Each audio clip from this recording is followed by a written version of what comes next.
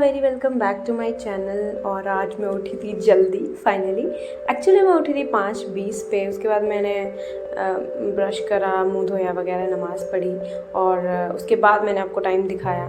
हाँ, उसके बाद चाय पी के मैंने सीधा डोर के सामने अपना मिनी टेबल खोला और वहाँ पे बैठ गई पढ़ने। क्यों? बिकॉज़ आज था रेनी डे और बारिश हो रही थी। जब मैं उठी इतना मन कर रहा था पढ़ने का बारिश में, और हवा चल रही थी, बिल्कुल पढ़ने का माहौल बना हुआ था। आई डोंट नो कि आपका मन बारिश में करता है या नहीं पढ़ने का, बट मेरा तो बहुत करता है। आप देख सकते हो वो जो छोटू सा पीपल छत पे लगा हुआ है, वो कितनी हवा चल रही होगी, जितना वो इतना हिल रहा है। और उसके बाद मैंने सोचा कि मैं लाइब्रेरी चली जाती हूँ, बिकॉज़ मैं बहुत टाइम से लाइब्रेरी जाने का सोच रही थी, बट मेरी हिम्मत नहीं हो पाती है कि मैं लाइब्रेरी में जाके पढूँ। तो यहाँ पे मैं लाइब्रेरी गई, 2-3 घंटे वहाँ पढ़ी।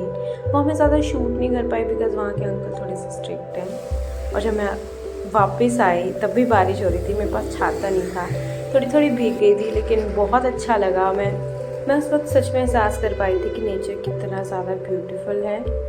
और जब मैं घर आई मैंने लंच करा और उसके बाद शाम को मैं फिर से बैठ गई पढ़ने। एक्चुअली शाम नहीं थी, 3-3:30 ही बजे थे जो मैंने चाय बनानी थी जल्दी, बिकॉज़ बारिश का मौसम था तो चाय पीने का भी मन कर रहा था।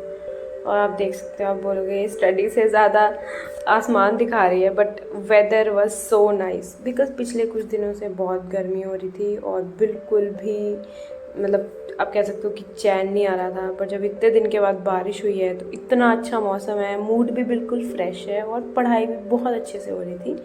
तो यहाँ पे मैं पीडीएफ पढ़ रही थी। मई वाली पीडीएफ जो मैंने पढ़ी थी वही रिवाइज़ कर रही थी, बिकॉज़ अगर आप करंट अफेयर्स पढ़ते हो तो आपके लिए बहुत ज़रूरी है कि आप पीडीएफ्स या जो भी स्टडी मटेरियल आप पढ़ते हो उसे टाइम टू टाइम रिवाइज़ करते रहो, वरना आप उसे भूल जाओगे फॉर श्योर।